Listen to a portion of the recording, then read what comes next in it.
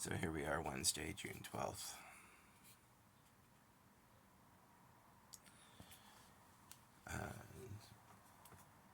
Here's the problem that I'm having.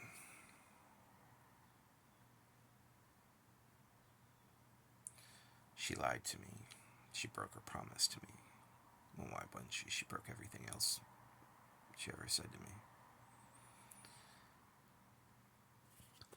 She used my emotions against me to manipulate me when she was the one that was constantly saying, oh, I'm so easily manipulated. No. No, you are absolutely amazing. And you know how to play people. Unfortunately, you don't care about the consequences of what you do. You break promises. You lie. Emotionally manipulate. And then play the victim when it all comes unraveling. And unfortunately, I don't care because for whatever fucking reason, I still love you.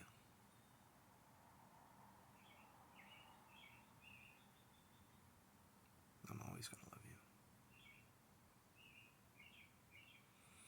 I promised you 2 weeks, 2 months, 2 years. You come back to me. I'll be there. And you told me if I was with anyone else, you wouldn't come back to me. I'm not with anyone else. I'm back to the original agreement with the wife because I was legally separated from her from January 10th. If you remember, that would have been the conversation where I was sitting in the car across the street from the house while she was throwing shit out the back door, screaming and hollering like fucking insane lunatic that she is. To May 22nd, when I picked up the divorce papers and I handed them to her that night. And she gave me an ultimatum. And what you don't know about the ultimatum is from August of 19 to March of this year, 24, I was seizure free. Almost 5 years. And then the stress started happening because of this. And I started micro-seizuring in my sleep again. And when I blacked out and wrecked the car, it's a heart condition.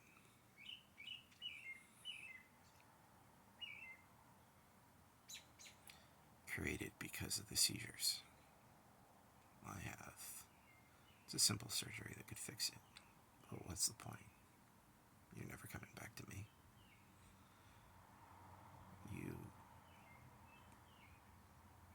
You can't even talk to me like a person.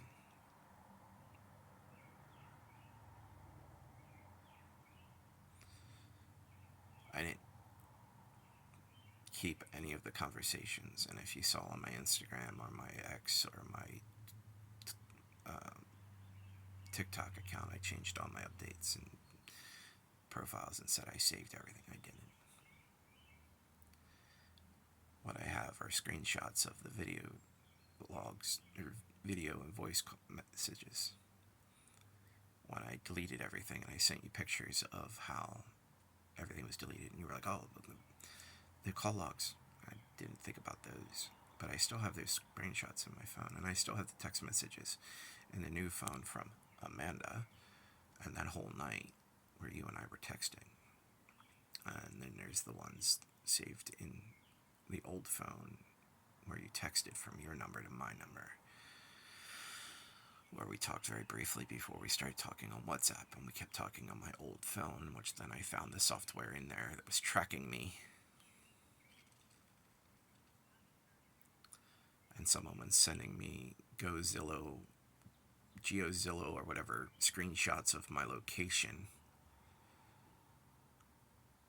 which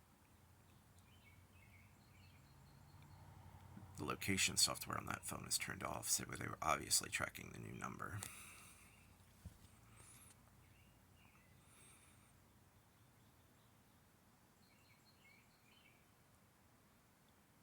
this got deep, and there was a lot of people in play.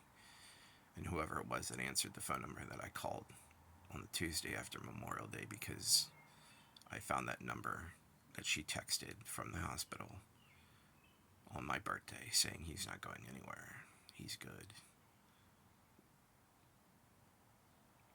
Whoever that was, and I'm not saying it was your boyfriend, knew exactly who I was, told me to fuck off, and then hung up.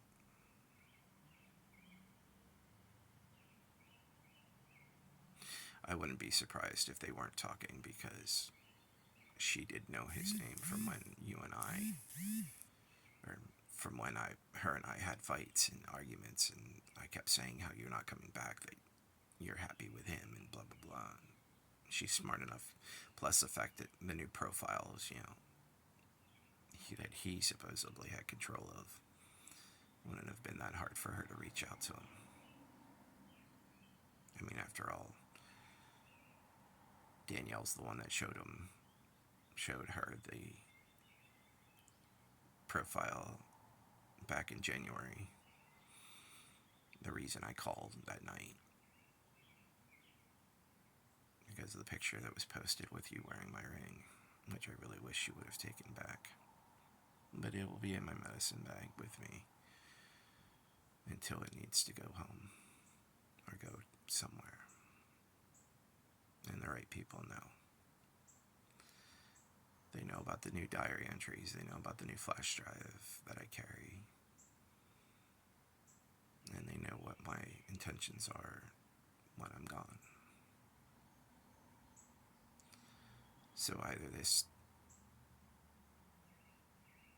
heart issue will take me, or I will finally give in to my depression. And like you told me the day in the park, oh, if you ever do that, I'll find you and stuff something so far up your ass. I'll be dead, it wouldn't matter.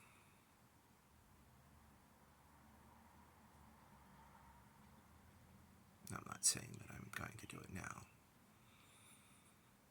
but I'm not letting some disease take me on its terms and not my own. With everything else going on in my life, that's the last thing I need to worry about right now.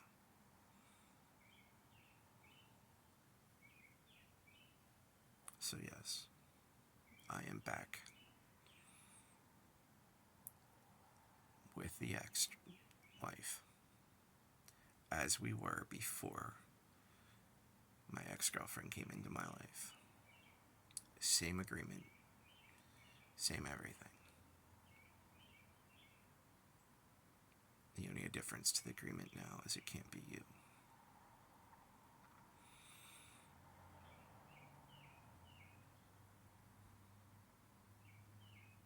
Because it was always more than physical with you. And that's where the problem began.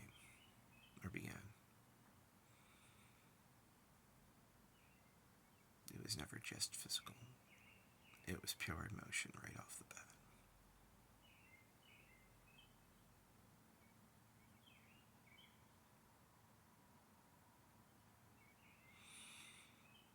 But I still love you.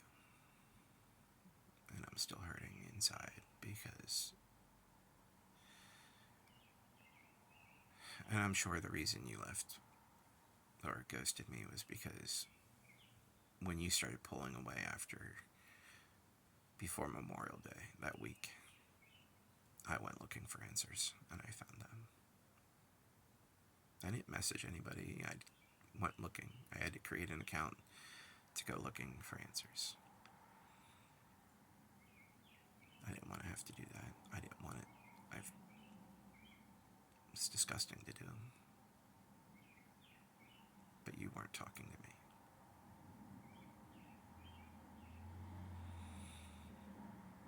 Actions have consequences. And actions speak louder than words. So I know my actions come with the consequences. That might have been the reason why you weren't coming back. But then again, it might be because, well, you're pregnant, you're scared, you're confused. Even though I told you I'd be here to support you either way. Shit, you didn't even know for sure who the Father is. And again, I don't care. It doesn't bother me. What does bother me is the fact you couldn't talk to me. And here soon,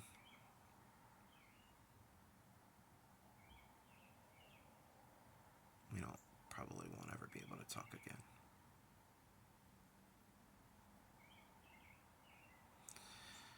So I will always love you. Now, there will never be a day in my life where I don't love you. There will never be a day in my life that I won't drop everything to be back in your life.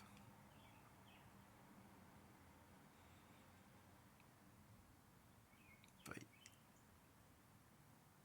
I'm done chasing.